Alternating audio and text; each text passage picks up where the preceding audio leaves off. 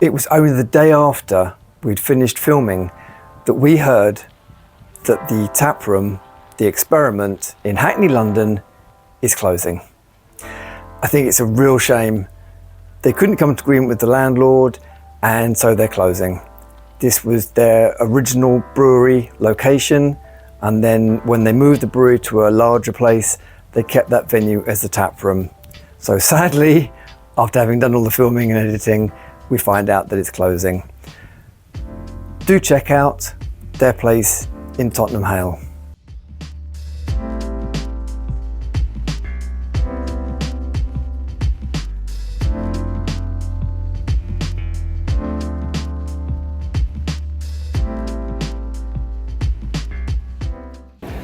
Stay tuned for our experiment. Welcome to Hackney. BrewTube are at the Experiment. Pressure Drop versus Verdant. Right, so, got the Pressure Drop, life size now. Cheers, Nick. Cheers, Sam. This is a New England IPA style. Coming in at 4.8. To check. It's bitter, piney. Yep, a little grassy. There's obviously fruity notes in there, but it's hard to say what it is. It's just, yeah, it's very grassy, very piney, little dank. Yeah, definitely dank. Maybe a hint of tropical, but not noticeable tropical, like no, right at the back of your throat. But this one, not really any hop burn. If there was one thing that I would say, sorry Pressure Drop, sorry Verdant, there's one thing that I would say, their beers sometimes can have hop burn. One of them was quite bad, and it was one of the putty I had. Yeah, but if you get those early as well, I think they're shipping them out, you probably want to hold it a month. Keep hold of it and just, yeah, they do say like, yeah, they say to the hop forward beers, drink them early, drink them young, but if it's too young, too green, then yeah, you can get that like nasty hop burn. Don't even think about going anywhere. Stick around for an extra special surprise. And if you do enjoy the content, please hit the like button. Sam needs water, but not only that, even sharks need water. Verdant does a lot of the big, juicy, hoppy beers. That's one of the reasons why they actually started brewing in the first place, is because Adam and James couldn't actually find the beers that they wanted. Can't get these beers delivered from Amazon Prime, but you can get them here at the Experiment. Yes, that's much better, much more hot, better. Much more tropical, much more fruity. Yeah. Yeah. There is still that slight grassy, piney notes. I absolutely love that. Tiny bit of dankness. It's lovely. And we've also got the whale shark, which is the bigger brother of the sharks need water. So we'll give that a go in just a minute. So we're now onto the whale sharks. You've got cans and kegs here. They're reckoning a lot of Citra and Galaxy, but this is a big beer coming in at 8.5. So similar to the sharks need water, just stronger, I think. Might be a little less tropical, but a bit more bitter and strong.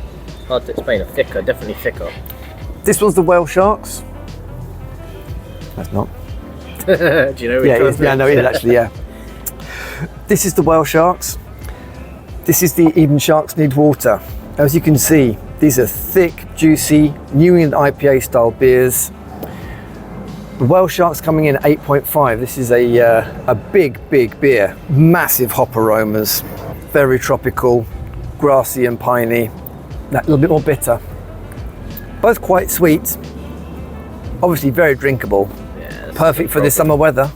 It's a problem. It's going to rain. So we're at the Experiment. Sam and I are amateur home brewers, so we do like a little bit of chemistry. Let's try an experiment. Take your average garden potato. Something pickled. I've got capers here. Take a few capers, chuck it into a bag with a potato. Say some magic words, little hocus pocus, Sam. Verdant, Pressure Drop, Experiment. Experiment. And I've just made some crisps. pickle flavoured crisps. This seems to be a thing that I do. I brought in some lager flavoured crisps. You've probably seen this in the Cloudwater video. We'll pop up a link to that. And I bought these when I was out in Belgium. And Belgium, the first part of that is up. I'll put a link up there as well. We're going to try some crisps with the beer. And all I can smell now is capers.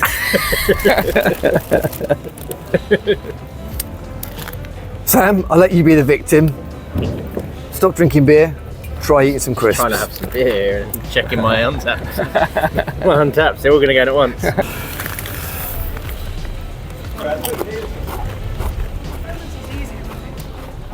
Unlike the lager beers that tasted like cider, Not too these much. taste like pickle. A hint of it. Yeah. Not quite your pickled monster munch level, but No. These are the taste sensation from the Carrefour in Brussels. Right, back on the pressure drop, we've got Pale Fire.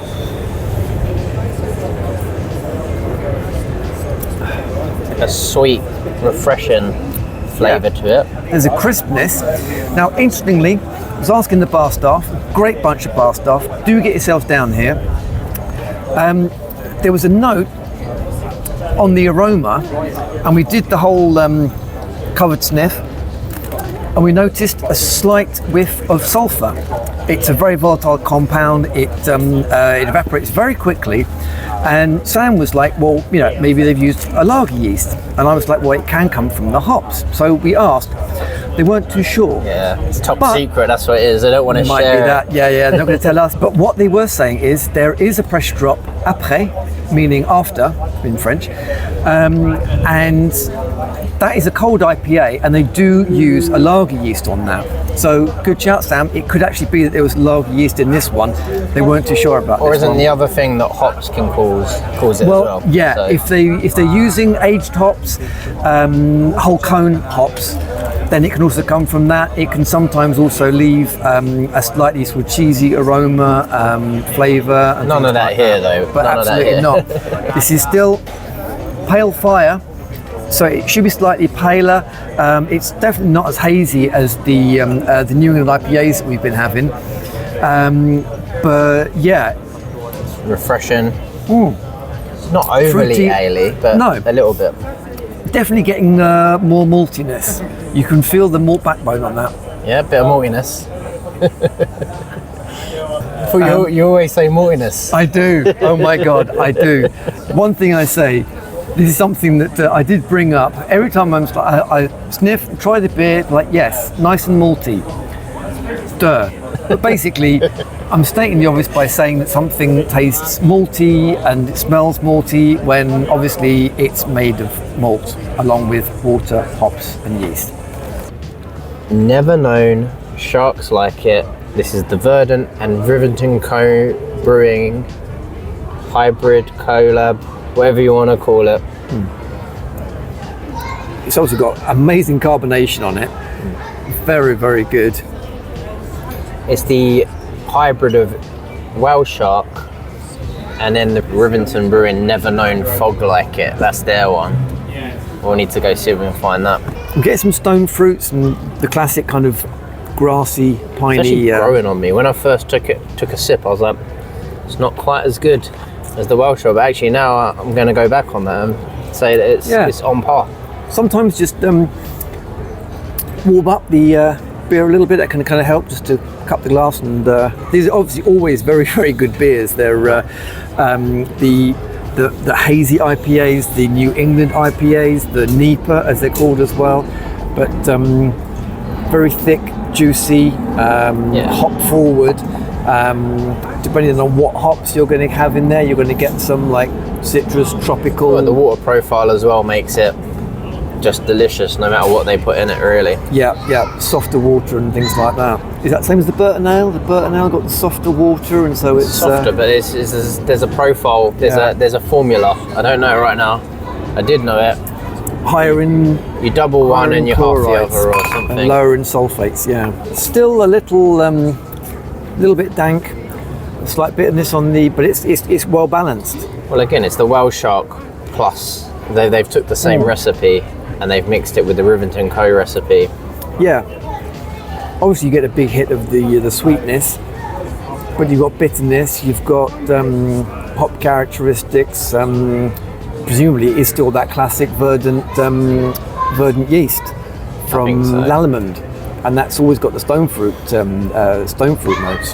The Mary Lou, the classic Verdant. It's going old school. You can't go wrong with an old school Verdant, to be honest. Some of the newer stuff can be hit or miss, but some of the classics, I mean, Yeah. they are classics for a reason, I guess. Yeah. Getting a slight breadiness to it. Is it malty? Bin. I don't know if they use malt in this one. Actually, Sam. It isn't. It's probably the first one there's not. But Onion? yeah, There's some onion in that. That's the mosaic hop, I think, the onion. one could even say green tea. That'll be the other hop. What's the other hop? Choice green tea. The New Zealand hop. Well, the Nelson Sauvin is going to be white wine for sure, but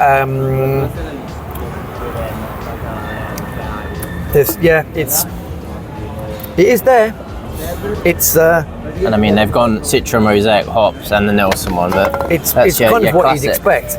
A lot of these beers are just like, wonderfully layered. They're sort of like complex, but take your time over them. Let them warm up a little bit. Give them a swill. Give them a sniff. Take a I think a lot of this taproom stuff is take your time over it. Delicious. Savor it. Don't just pound them. Welcome to BrewTube's first unboxing.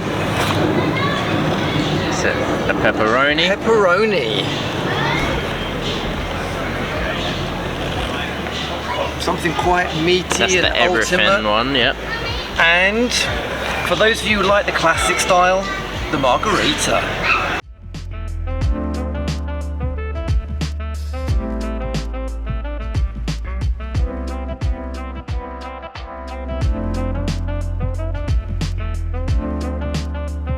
It's just around the back. Does that not? Just makes me laugh. This makes me laugh. Hey, bicycle. It's like Queen. I want to ride my bicycle. That'll be like the bloopers. This is such a fucking bullshit edit. We can have a compare. It's the experiment, the taproom. Pizza man's here. Thanks for watching. I hope you enjoyed it. If you did, please hit the like button, hit the subscribe. Do come back. There'll be the third part of the Belgian saga. I hope you've watched the first two. That's your lot. See you again soon.